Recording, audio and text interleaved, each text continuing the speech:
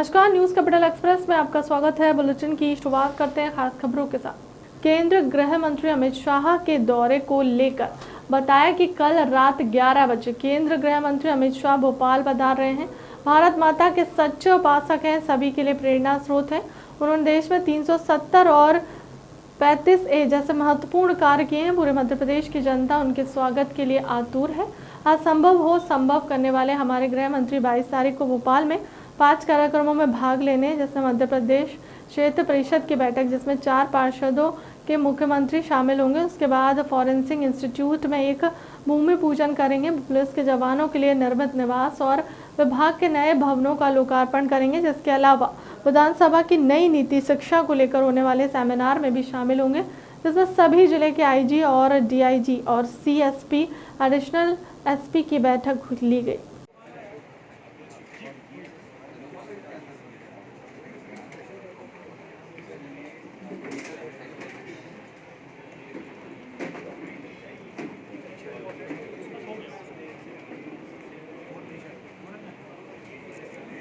दौरा होने वाला है भोपाल नगरीय पुलिस क्षेत्र में, उसकी पूर्व से जो तैयारियां की जाती हैं उसके लिए जो बल अलॉट हुआ है, साथ में जो स्थानीय अधिकारी हैं उन सबकी जो है बैठक आयोजित की है। इसमें जितने भी स्थान हैं जहां पर कार्यक्रम होने हैं और साथ ही ट्रैफिक की जो व्यवस्था है, हेलीपैड की व्यवस्था है और जो रुकने का स्थान होता है वो जो सुरक्षा श्रेणी है अब डिग्निटरी की, उसके अनुसार उनको व्यवस्था लगाएगी। हाँ सर, कितने ज़िलों से बुलाएं, किस रेंज के अधिकारी और लगभग कितने जो पुलिसकर्मी सुरक्षा में मौजूद रहेंगे? नगरीय पुलिस के जो समस्त बल है वो अलग अलग स्थानों पे वहाँ पे जो चिन्हित कार्यक्रम है उसके अनुसार उसको डिप्लॉय किया जा रहा है। साथ ही चूँकि जो डिग्निटरी की कैटेगरी होती है सुरक्षा की, उसके अनुसार अधिकारियों का जो वरिष्ठता रहती है वो निर्धारण होता है और उसमें जो पुलिस मुख्यालय से भी बल आवंटित है उसमें अलग अलग जो वेन्यूज़ हैं, कार्यक्रम स्थल हैं, वहाँ पे वरिष्ठ अधिकारियों को प्रभारी बनाया गया है। उनके साथ टीम भी एक दी गई है और वो टीम स्थानों पे सुरक्षा व्यवस्था का प्रबंध करेगी, सुनिश्चित करेगी। साथ ही जो बल की आवश्यकता रहती है जिसमें ट्रैफिक, हेलीपैड, प्रोग्राम स्थल के अतिरिक्त जो रुकने के स्थान होते हैं वहाँ पर भी लगवा है। कितने IPSों के आपने ये सोचा कि कमान दी गई? ये प्रत्येक जो वेन्यू है उस पर एक DIG स्तर के अधिकारी प्रभारी रहते हैं, साथ में उनके साथ में SP स्तर के अधिकारी और अन्य जो हैं अधिकारी दिए जाते हैं। जो पुलिस बल है वो भी उस स्थान पे दिया गया है जहाँ पर कार्य करते हैं। राजधानी भोपाल में रक्षाबंधन के पर्व के अवसर पर नरेला विधानसभा क्षेत्र में विधायक विश्वास कैलाश सारंग के द्वारा हर वर्ष की तरह इस वर्ष भी क्षेत्र की महिलाओं से राखी बंधवान के कार्यक्रम का आयोजन किया गया, जिसमें बड़ी संख्या में महिलाएं उपस्थित हुई। वार्ड क्रमांक 41 के पूर्व पार्षद रेहान सिद्दीकी ने भी अपने वार्ड की महिलाओं से क्षेत्रीय विधायक विश्वास सारंग को राखी बंधवाने के कार्यक्रम का आयोजन किया, जिसमें बड़ी संख्या में महिलाएं उपस्थित हुए। मीडिया से चर्चा में बताया कि यह कार्यक्रम हर वर्ष आयोजित किया जाता है, जिसमें हजारों की संख्या में बहनें उपस्थित होती हैं। इस वर्ष भी हजारों की संख्या में महिलाओं ने इसमें भाग लिया और एक नया रिकॉर्ड कायम किया। देखिए लुइस मॉरिस की खास रिपोर्ट।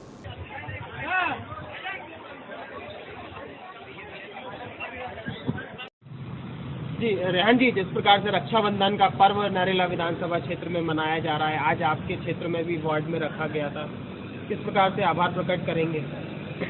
देखिए, सबसे पहले तो हम हमारे वार्ड की हमारी प्यारी प्यारी बहनों का, नरेला के लोकप्रिय विधायक और हम सबके लाडले नेता और बहनों के प्यारे प्यारे भाई विश्वास भैया की तरफ से उन बहनों का बहुत ज़्यादा शुक्रिया अदा करते हैं कि आज उन्होंने अपना प्यार अपने भाई को, प्यार का सूत्र जो बांधा है उसके लिए बहुत बहुत शुक्रिया उनका। और ये हम सबके लिए बड़े गर्व की बात है और देश में मुझे लग रहा पहला ऐसा प्रोग्राम है जो किसी भाई को 70,000 बहनें राखी बांधती हैं। कहीं देश में ऐसा उदाहरण देखने को नहीं मिलता। और किसी को देखना है भाई बहन का पवित्र रिश्ते का सम्मान क्या होता है तो नरेला विधानसभा में माननीय मंत्री विश्वास सारंग जी को आके देखें। तो ये मुझे लगता है कि ये एक आज प्रोग्राम हुआ है और माननीय मंत्री जी का ऐसा कहना है कि मतलब मुस्लिम बहनें की बड़ी शिकायत रही है कि हमारे लिए नहीं कर हर बार वही बांधती थी राखी। तो अभी 2 से 3 दिन के अंदर हमारे लिए एक मुस्लिम बहनों के लिए भी प्रोग्राम आयोजित होने वाला है वार्ड नंबर 41 में। तो उसमें भी बहुत बड़ी तादाद में हमारी मुस्लिम बहनें अपने प्यारे भाई को, लाडले मंत्री विश्वास सारंग जी को राखी बांधेंगी। क्या संदेश देना चाहेंगे? गंगा जमनी तहजीब का एक अच्छा उदाहरण है और लगातार कई वर्षों से इस प्रकार का आयोजन हो रहा है। मुस्लिम महिलाएं भी बड़ी संख्या में उपस्थित हो रही है। ये लगभग 11वां वर्ष है हमें रक्षाबंधन का पर्व मनाते हुए, और हर साल संख्या बहनों की भाई के लिए बढ़ती ही जा रही है। ये विश्वास भाई का स्नेह है, विश्वास भाई का प्यार है, विश्वास भाई की मिलनसारी है, विश्वास भाई का बहनों के प्रति अटूट प्यार है। उसका वो है कि आज 70,000 बहनें लगभग नरेला विधानसभा में विश्वास भैया को राखी बांधती हैं। आज कहाँ प्रोग्राम रखे गए? आज वार्ड नंबर 41 में था, मधुर मिलन शादी हाल बाग दीकुलचा में।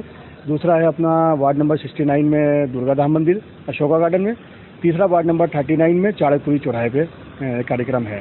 तो आज ही लगभग मुझे लग रहा है कि 7-8 हज़ार बहनों को आज ही राखी बंधेगी। और साड़ियाँ कितनी बहनों को की गई? नहीं, साड़ियाँ नहीं थी, पर्स था, और पर्स मैं आपको दिखाना चाह रहा हूँ। पर्स देखिए, पर्स भी बड़ा सुंदर पर्स है।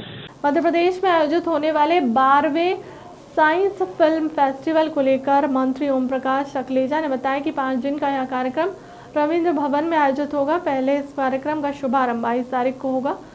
थाना केंद्रीय गृह मंत्री अमित शाह के दौरे के कारण इसमें 23 तारीख से प्रारंभ किया जाएगा और महामहिम राज्यपाल इसका उद्घाटन करेंगे। इसके अलावा इसमें जिन भी फिल्मों का चयन किया गया है उनकी स्क्रीनिंग की जाएगी। इसमें देश भर से फिल्म प्रोड्यूसर, डायरेक्टर और स्क्रिप्ट राइटर पहुंच रहे हैं।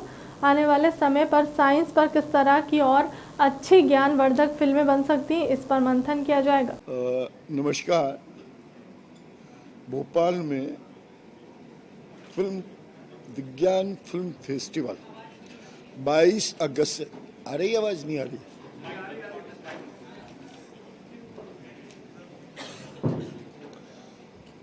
नमस्कार। भोपाल में राष्ट्रीय विज्ञान फिल्म महोत्सव 22 तारीख से शुरू हो रहा है, 26 अगस्त तक चलेगा। इसका पहला पोस्टर अनावरण माननीय मुख्यमंत्री जी ने 13 अगस्त को लॉन्च किया था और 14 अगस्त को माननीय गवर्नर साहब ने भी उसके बारे में पूरी डिटेल में चर्चा करके बैठ के बात करी। इस महोत्सव में हम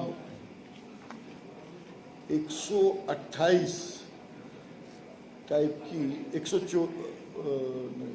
150 से अधिक फिल्में अलग अलग विषयों को लेके जो साइंस से रिलेटेड है वो दिखाने वाले हैं।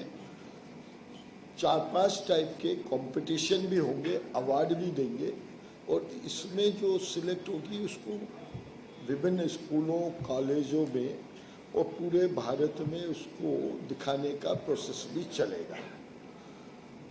ये फेस्टिवल बेसिकली आने वाली पीढ़ी को साइंस की रुचि बढ़ाने और ये महसूस कराने में भी हम उपयोग करना चाहते हैं कि साइंस सबसे पहले भारत से शुरू हुई और अगर हम थोड़ा सा भी देखें तो वेदों में जितना साइंस है उस साइंस का कुछ पार्ट ही अच्छी पैकेजिंग में अलग अलग देशों के द्वारा हमें वापस दिया जा रहा है। मैं थोड़ा और गहराई में जाऊं तो कहीं ना कहीं ये भी महसूस होता है कि भारत के जितने भी धर्म हैं साइंस उसी होता है कि भारत के जितने भी धर्म हैं साइंस उसी में से निकली हुई विषय दिखता है। हमारे जितने भी धर्म हैं उसके पीछे बहुत साइंटिफिक क्रियाएं हैं। चाहे हम किसी भी धर्म में, और कई बार मैं जैसे जैन धर्म को बोलता हूँ it's most scientific way of living.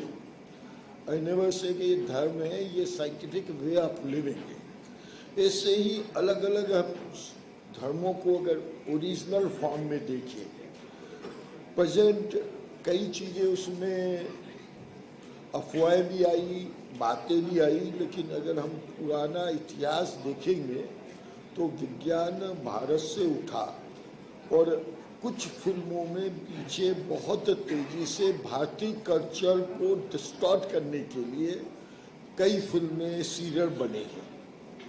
हम उन सब सीरियल और फिल्मों के साथ वापस भारतीय विज्ञान को और आने वाली पीढ़ी की रुचि बढ़े, इसलिए ऐसी फिल्मों को प्रोत्साहित करने का काम शुरू कर रहे हैं और उसी के माध्यम से हम ये एक्सरसाइज करने की शुरुआत करें। आप बताइए कोई। जैसे अभी माननीय मंत्री जी ने बताया, अभी 2 घंटे पहले अपने देश में 9वां विश्व आयुर्वेद सम्मेलन 9th वर्ल्ड आयुर्वेद कांग्रेस आयोजित की जाने वाली है 8 से 11 दिसंबर गोवा में। वर्ल्ड आयुर्वेद फाउंडेशन जो विज्ञान भारती ने विकसित किया है, आयुष मंत्रालय मिलकर इस कार्यक्रम को करेंगे। आप में से बहुत लोगों को शायद जानकारी होगी कि ऐसा आयुर्वेद सम्मेलन 2012 में भोपाल में हुआ था। तो इसी प्रकार का ये क्रम चलता रहा। 2 साल में एक बार विश्व आयुर्वेद सम्मेलन करना केवल कोरोना के कारण 2020 का नहीं हो पाया, अन्यथा हर 2 साल में एक बार ये क्रम चलता है।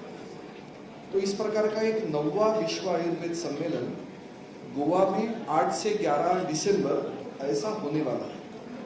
तो वर्ल्ड आयुर्वेद फाउंडेशन, गोवा सरकार और आयुष मंत्रालय केंद्रीय ऐसे मिलकर इस कार्यक्रम को करेंगे। अब तक का अनुभव ऐसा है कि लगभग 40 देशों से इस कार्यक्रम में प्रतिभागी आते हैं और लगभग 2500 के आसपास शोध पत्र आयुर्वेद के बारे में इस कार्यक्रम के लिए हमें प्राप्त होते हैं। इसमें विशेषता यह है कि ये केवल आयुर्वेद के वैद्यों का ऐसा सम्मेलन नहीं है। तो दुनिया भर में अभी आधुनिक विज्ञान के जितने क्षेत्र है वो भी आयुर्वेद के साथ मिलकर कुछ रिसर्च कर रहे हैं। तो ऐसे भी सारे शोध पत्र इसमें आते हैं। तो इस प्रकार का एक बहुत बड़ा विश्व स्तरीय कार्यक्रम जो भोपाल में 2012 में हो चुका था, उसी प्रकार का कार्यक्रम अब गोवा में इस साल होने वाला है। हम सब जानते हैं कि इसमें कई प्रकार की बातें आती है। वर्तमान में हेल्थ के सेक्टर में वन हेल्थ इस प्रकार की एक कल्पना आई है। वन हेल्थ का अर्थ ये है कि केवल मनुष्य के स्वास्थ्य की चिंता करना इतना ही नहीं। तो जैसे कोरोना के बारे में हमने देखा कि पशुओं के भवन परिसर में किया जा रहा, केवल उद्घाटन अवसर पर कुछ स्थान परिवर्तन हुआ है। Madhya Pradesh council of science and technology के अपने सभागार में 22 तारीख का आयोजन और माननीय अमित शाह जी की कार्यक्रम की वजह से ये एक परिवर्तन हुआ है। बाकी 23 से 26 तक वो कार्यक्रम उसी रविंद्र भवन परिसर में होगा। इसमें 250 से अधिक फिल्में प्राप्त हुई थी। इसमें 71 फिल्में जूरी द्वारा चयनित की गई हैं, जिनकी स्क्रीनिंग इस पूरे 5 दिन के दौरान की जाएगी। और इसमें 4 कैटेगरी में 25 से अधिक पुरस्कार 16 लाख से अधिक राशि के प्रदान किए जाएंगे। पूरे कार्यक्रम में मास्टर क्लासेस होंगी, पैनल डिस्कशंस होंगे, हैंड्स ऑन प्रैक्टिसेस होंगी, जिससे कि किन विविध क्षेत्रों में विज्ञान की फिल्में बन सकती हैं उसको लेके हमारे एक्सपर्ट्स मार्गदर्शन देंगे। क्योंकि इसमें पूरे देश से फिल्म प्रोड्यूसर, स्क्रिप्ट राइटर और कलाकार और हमारे जो रिसर्चर और विज्ञान प्रेमी हैं वो सब इसमें सम्मिलित हो रहे हैं। कुछ विशेष विषय हमने ट्रेडिशन ऑफ इंडियन साइंस, इसको लेके एक दृष्टि हम लोगों इस कार्यक्रम के दौरान दी जाएगी और इसमें एक पैनल डिस्कशन रखा गया है। इसी तरीके से एक विषय बहुत ही इम्पोर्टेंट है कि स्वतंत्रता आंदोलन एवं विज्ञान। भारत के शीर्ष वैज्ञानिकों ने स्वतंत्रता आंदोलन में बढ़ चढ़कर भाग लिया था। वो एक दृष्टि हमारे फिल्म प्रोड्यूसरों के बीच में जाएगी, जिससे कि इस क्षेत्र में भी फिल्में बन सकें और हमारे वैज्ञानिकों का अवदान जो है वो समाज के बीच में आ सके। इसी तरीके से ट्राइबल को लेके हम माननीय राज्यपाल महोदय इसके उद्घाटन कार्यक्रम में आएंगे और वही शुभारंभ करेंगे इस कार्यक्रम का। तो एक ट्राइबल मध्य प्रदेश के जो ट्राइबल एरिया है उनको केंद्रित करके हम किस तरीके से फिल्मों का निर्माण, उनकी जो विविधता है, उनकी जो संस्कृति है और उसके पीछे छुपा जो विज्ञान है, उसको हम किस तरीके से आगे ला सकते हैं। ऐसे बहुत सारे विषय, सभी लोग फिजिकल आ रहे हैं, सभी लोग। नहीं सर, अमिताभ बच्चन जी इसमें जुड़े रहे हैं। एक्चुअली आपको जो बहुत से नाम उपयोग किए होंगे वो हमारे इस फेस्टिवल में बहुत से लोग जुड़े रहे हैं एज ए बैंटर। हाँ, ये जुड़े रहे हैं और ये अमिताभ जी ऑनलाइन जुड़े थे हमसे अभी 2 वर्ष पहले।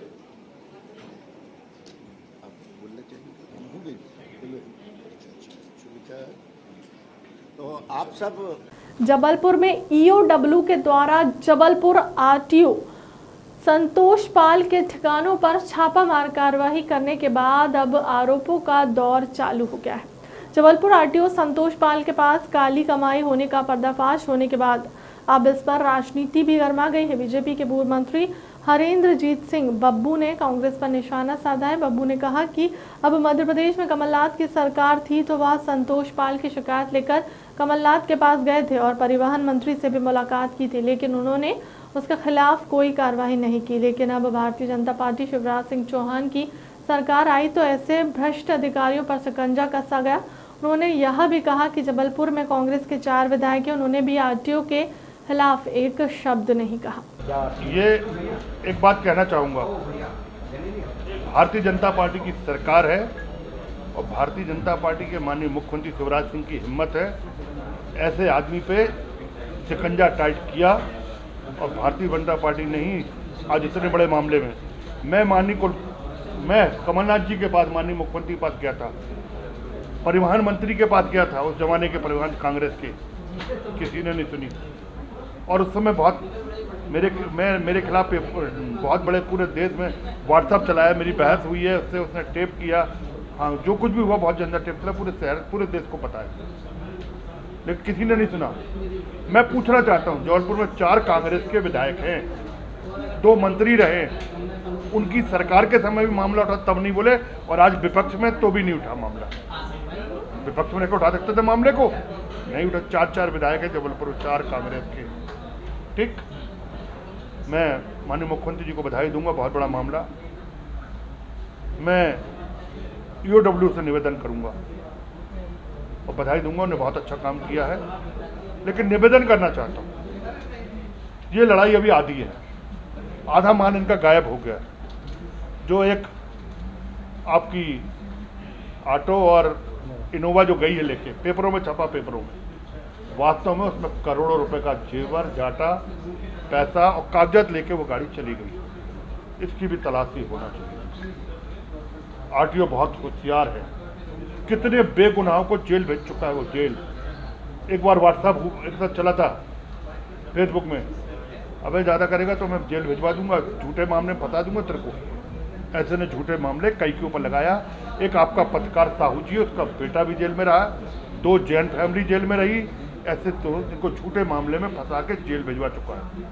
मास्टरमाइंड था, पैसा अपराध था, अथाह पैसा था, उसका उसने सही उपयोग किया है। मैं पूछना चाहता हूँ, जब बड़े बड़े एमएलए मंत्री जेल जा सकते हैं तो ये जेल क्यों नहीं जा सकता? जब करोड़ों रुपए की हेरा फेरी हुई है, इसको जेल जाना। सरकार नहीं चाहती तो ये मामला कहाँ से उठता? अरे टाइम, हर चीज टाइम लग जाता भी है। भाजपा की तरफ से कोई नोटिस भी मिला था? किसको? आपको नोटिस मिला था? हाँ, मिला था मुझे कि आरटीओ के खिलाफ मत बोलें, आपने आंदोलन कैसा किया।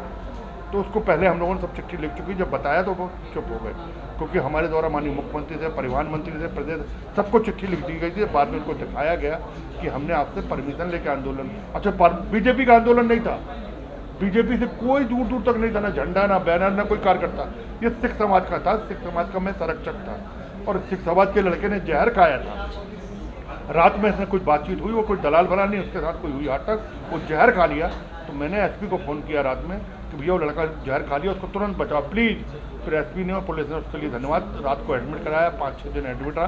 तब हम लोगों ने, सिख समाज ने आंदोलन किया था सरदार को लेकर कि जिस सरदार ने जहर खाया था इस पर कार्रवाई हो, उसको देख के नोटिस दिया था मुझे। बाबू जी, आप बार बार कह रहे हैं कि सिख समाज का ये आंदोलन, आज इस प्रेस कॉन्फ्रेंस में सिख समाज की तरफ से 3-4 लोग ही दिख रहे हैं, बाकी समाज तो प्रेस में किसी को सबको थोड़ा बुलाते हो? तो आंदोलन में तो हजारों लोग चाहिए, चका जाम इसमें आप सबको थोड़ा बुला सकते हैं प्रेस में। अगर हम सबको बुलाएंगे तो कम है नहीं। भाई साहब, हाँ। कुछ ऑटो वाले वही प्रताड़ित हुए, बहुत ज़्यादा प्रताड़ित, उसकी चिट्ठी थी ना 1000 लोगों ने साइन करके दी ऑटो वालों ने बहुत बड़ा आंदोलन किया था। 4 ऑटो वालों ने अपने आप को, किसी ने जहर, किसी ने ट्रेन में, किसी ने फांसी लगाकर मर गए थे। वो आंदोलन ये सब आरटीओ, पूरा आरटीओ कारण मर गए। आप सबको श्री कृष्ण जन्माष्टमी की हार्दिक शुभकामनाएं। कन्हैया जी ने मेरी प्रार्थना है कि आपका मंगल और कल्याण हो। कर्मे वेधास्य कास्तो माँ फलेषु कदाचना, माँ कर्म फलेषु है सदा सर्वकर्मणि।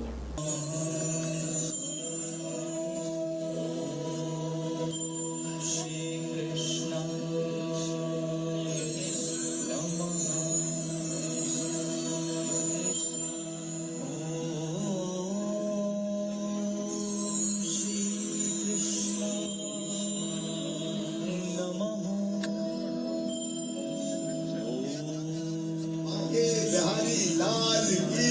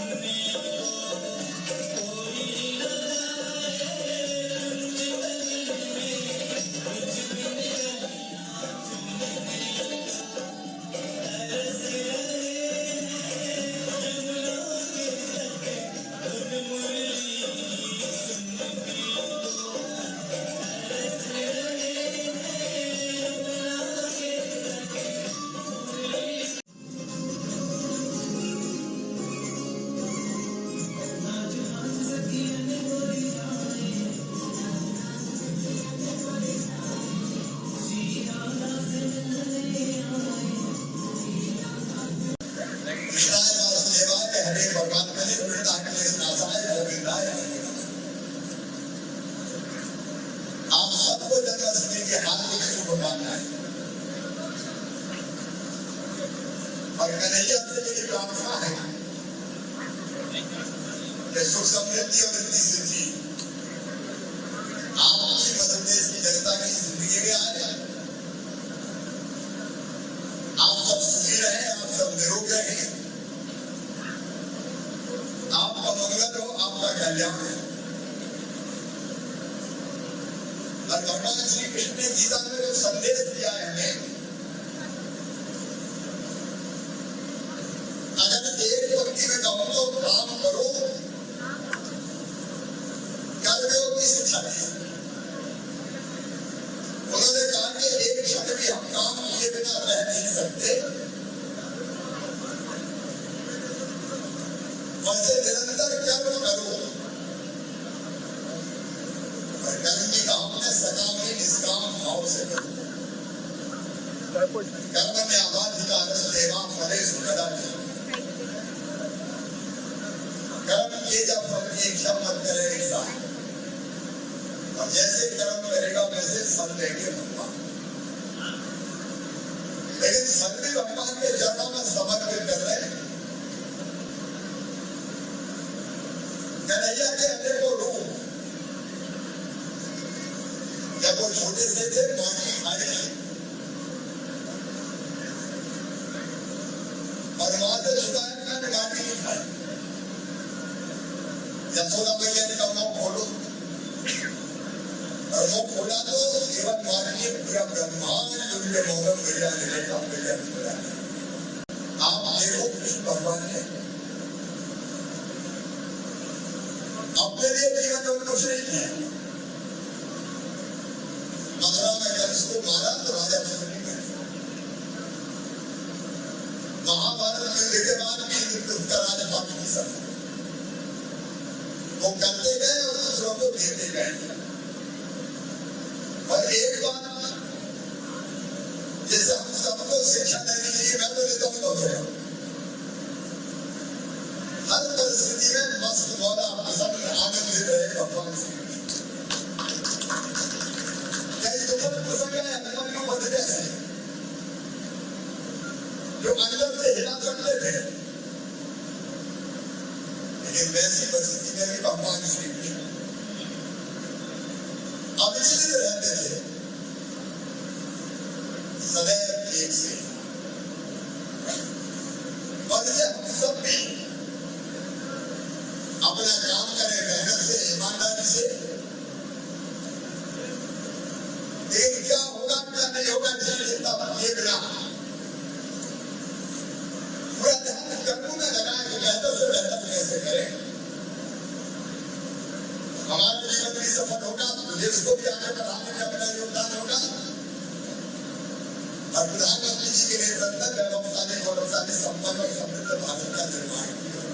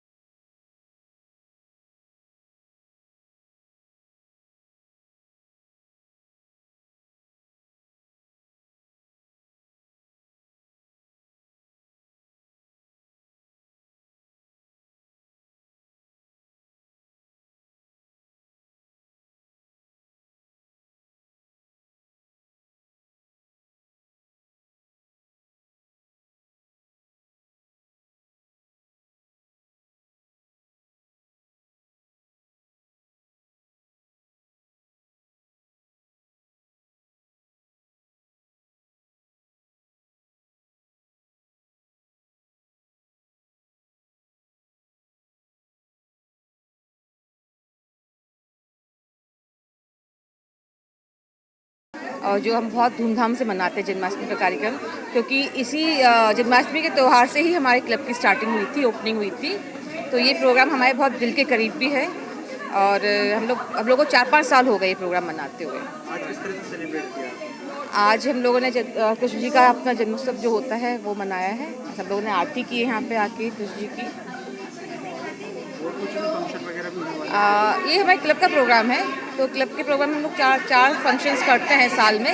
जैसे आपका जन्माष्टमी है, दशहरा मीट है और आपका ये संक्रांत का है, होली का है। तो हम लोग ट्रेडिशनल ही अपने प्रोग्राम रखते हैं, इसमें फंक्शंस कार्यक्रम करते हैं और इस बहाने सबको मिलने का मौका मिलता है। क्लब में सब लोग हैं तो मिलने का हम लोग को हर 2 महीने 3 महीने में मिलने का मौका मिलता है, तो काफ़ी अच्छा लगता है। सबसे कहने को सब लोग लोकल हैं, भोपाल में रहते हैं, लेकिन पिछले मतलब हम लोग तो कितने साल से कोई किसी की जी साहब हैं, कोई किसी की मौसी हैं, कोई किसी की, लेकिन मिलना नहीं हो पाता। तो कम से कम क्लब में हो के एक सब लोग आए, क्लब के मेंबर्स बने तो मिलना हो जाता है। 10 नंबर मार्केट व्यापारी महासंघ द्वारा आज जन्माष्टमी के शुभ अवसर पर मटकी फोड़ का आयोजन किया। मटकी फोड़ प्रतियोगिता में मथुरा वृंदावन के कलाकारों द्वारा कृष्ण लीला की भी की गई। मटकी फोड़ में विजेता को 51,000 की नगद राशि दी गई। अध्यक्ष आनंद सोनी ने बताया कि भोपाल की सर्वप्रथम मटकी फोड़ प्रतियोगिता है जो जमीन पर रखकर मटकी फोड़ी जाती है। 11 वर्षों से 10 नंबर मार्केट व्यापारी महासंघ लगातार मटकी फोड़ प्रतियोगिता का आयोजन कर रहा है।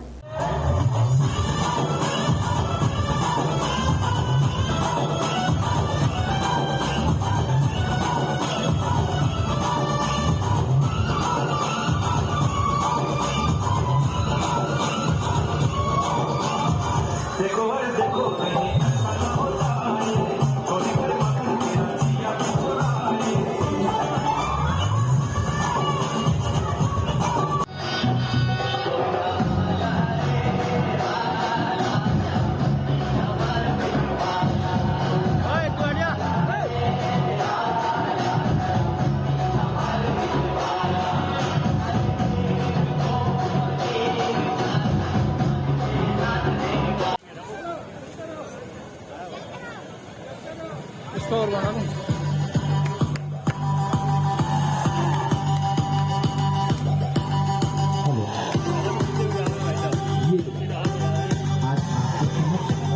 जन्माष्टमी के अवसर पर 10 नंबर व्यापारी मार्केट संघ ने आज मटकी फोड़ आयोजन कर रखा है। किन किन को बुलाया है आपने? देखिए, सबसे पहले तो सभी देश प्रदेश एवं भोपाल वासियों को श्री कृष्ण जन्माष्टमी की हार्दिक हार्दिक बधाई एवं शुभकामनाएं। दूसरा, अब ये आज 2 साल जो एक महामारी थी कोरोना, इसके बाद आज भगवान ने हमको मौका दिया है उनका जन्मोत्सव धूमधाम से मनाने का। उसी तारतम्य में 10 नंबर मार्केट व्यापारी महासंघ द्वारा ये 12वां वर्ष है मटकी फोड़ प्रतियोगिता का, जिसमें हमने 51 मटकी फोड़ने वाले को 51,000 रुपये नकद पुरस्कार देंगे। एवं इस कार्यक्रम की एक विशेषता ये है कि खास ये है इसमें कि जो श्री कृष्ण भगवान की जन्मस्थली है, वहाँ से श्री कृष्ण रासलीला को करने के लिए वहाँ से कलाकार आए हुए हैं। वो विशेष मथुरा वृंदावन से ही आए हुए हैं। अभी कुछ ही समय में कार्यक्रम प्रारंभ हो रहा है, आपको वो प्रस्तुति देखने को मिलेगी। और इसमें पूरे भोपाल के लोग बढ़ चढ़ के हिस्सा लेते हैं और बड़ा आनंद आता है इसमें। और इसमें एक इसकी विशेषता ये है कि ये इस प्रकार का जो ये आयोजन है मटकी फोड़ का, पूरे भोपाल में सिर्फ 10 नंबर मार्केट व्यापारी संघ द्वारा ही आयोजित किया जाता है। और जगह तो मटकियाँ ऊपर रख के बांध के फोड़ी जाती है, लेकिन यहाँ की विशेषता ये है कि मटकी ज़मीन पे रख के आँख पे पट्टी बांध के, और बच्चे से लेके बूढ़े तक, महिला से लेके पुरुष तक सभी लोग इसको फोड़ सकते हैं, सभी लोग। और इसका कोई शुल्क नहीं है, प्रवेश शुल्क निःशुल्क है ये। मटकी फोड़ने वाले को कितने का इनाम दिया? 51,000 रुपये नगद पुरस्कार। कारम में इस मामले में मेरा स्पष्ट आरोप है कि जल संसाधन विभाग के मैनुअल अनुसार अपर मुख्य सचिव ENC प्रमुख अभियंता और कार्यपालन नियंत्री ने काम नहीं किया और न ही निर्माणाधीन बांध का निरीक्षण किया है। समय समय पर स्थानीय ग्रामवासियों सहित स्वयं मैंने उक्त सभी अधिकारियों और स्थानीय जनप्रतिनिधियों से लेकर मुख्यमंत्री को लिखित शिकायत की है। उन शिकायतों पर भी कोई ध्यान नहीं दिया गया। निर्माणाधीन बांध पर लगातार अनुसार जल संसाधन विभाग की ओर से mechanical engineer, building engineer, site पर foundation engineer, earthwork engineer, shuttering और स्टील इंजीनियरिंग, कंक्रीट इंजीनियर और क्वालिटी कंट्रोल मॉनिटरिंग इंजीनियरिंग सहित इस प्रोजेक्ट के लिए विशेष तौर पर DFO एक अतिरिक्त एग्जीक्यूटिव इंजीनियर अपॉइंट करना चाहती है। इसकी योग्यता डैम के निर्माण का अनुभव को लेकर भी होना चाहिए। इसी के साथ ही इसी अनुपात में बांध निर्माणाधीन कंपनी के अधिकारियों को नियुक्ति भी की जाना चाहिए। मेरा नाम लोकेश सोलंकी है। मैं ग्राम काकड़दा, तहसील महेश्वर का निवासी हूँ। किस बात को लेकर यही जो डैम में भारी भ्रष्टाचार हुआ, इस चीज़ को लेकर मैं 2023 से इस आंदोलन को लेकर चल रहा हूँ। सभी प्रकार की मैंने प्रशासनिक स्तर पर सभी को शिकायतें करी। मेरी शिकायत L4 पर भी है पिछले 5 महीनों से। उसके बाद भी सब अधिकारियों ने उसको नज़रअंदाज किया। क्या शिकायत थी? खामी क्या थी? खामियां थी उसमें, डैम में जहां मिट्टी डालना थी, मिट्टी की जगह पत्थर डाले गए। उनके बाय प्रमाण फोटो वीडियो और सारे प्रूफ के साथ मैंने जब भी जहां भी आवेदन दिया, पेन ड्राइव के अंदर डाल के दिया उनको और बताया कि ये सब चीज़ें हैं इसमें, और इसमें आप तत्काल प्रभाव से एक्शन लो, नहीं तो ये बांध टूट जाएगा और हम सब लोग मर जाएंगे। क्योंकि मेरा घर भी डैम के जस्ट नीचे है, मेरा गाँव सबसे पहले आता है। कोई कार्रवाई नहीं? कोई कार्रवाई नहीं। अब क्या किया? अब हम ये चाहते हैं कि डैम में जितने भी अधिकारी जिनको मैंने आवेदन दिए, जो दोषी हैं, उन सबको सज़ा मिलनी चाहिए। SDO सिद्दीकी, ई नीनामा, धार कलेक्टर साहब, उनके ऊपर पुरुषोत्तम जोशी जी, घटोले साहब, मंत्री को भी आपने दिया? सभी को दिए मैंने इनको आवेदन। लिखित आवेदन है जिसकी रिसिप्टें हैं मेरे पास में, जिसमें उनके सभी को दिए मैंने आवेदन। विभागीय मंत्री जी और मुख्यमंत्री जी के यहाँ पर। आप पे दबाव भी है? इस दौरान आप बहुत दिन तक चुप क्यों रहे जबकि लीकेज होता रहा? नहीं तो अब आवेदन निवेदन ही करते रहे, क्योंकि संवैधानिक लोग हैं। लड़ाई तो पेपर पे ही लड़ना पड़ेगी, तो सभी से जाके मिलना, आवेदन देना, और ये बोल देते थे कि हाँ करेंगे कार्रवाई, पर कार्रवाई कुछ नहीं होती। प्रलोभन या दबाव भी आए क्या? प्रलोभन या दबाव भी आया आपको? नहीं, दबाव किसी प्रकार का। प्रलोभन नहीं, वो भी किसी प्रकार। चलो, कारण L4 पर चल रही है, इसका विशेष रूप से आप सर ध्यान दीजिए। मैंने सब चीज़ों को दिया, उसके बाद भी उन लोगों ने किसी प्रकार का भी इन सब चीज़ों में ध्यान नहीं दिया।